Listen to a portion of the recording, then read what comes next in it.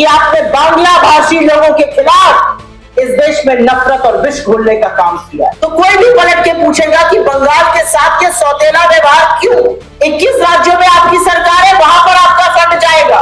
बंगाल इस देश का हिस्सा है, कोई फर्क नहीं पड़ता यहां पर हमारी सरकार हो किसी और की सरकार हो, लेकिन बंगाल इस देश का हिस्सा है। और अगर आपकी नीति, अगर आपके नियम, अगर आपकी लाभकारी योजनाएं बंगाल तक नहीं आ रही हैं, तो ये आपका सौतेला व्यवहार है।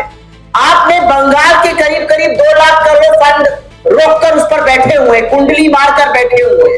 तो कोई भी पलट के पूछेगा कि बंगाल के साथ ये सौतेला व्यवहार क्यों?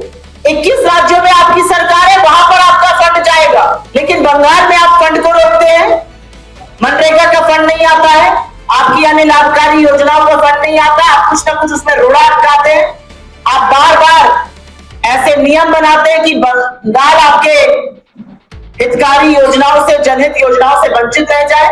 2 लाख करोड़ से ज्यादा बंगाल के फंड आप मार कर बैठे हुए। पूरी तरह से आपने बंगाल की उपेक्षा करी है। केंद्र सरकार में रहते हुए आपको सबको साथ लेके चलना था, लेकिन आपने बंगाल के साथ जानबूझकर सौतेला व्यवहार किया है।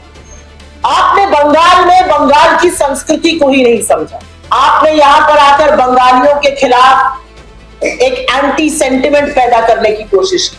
आप दुनिया भर में जाकर घुसपैठियों का झुंझुना बजाते हैं।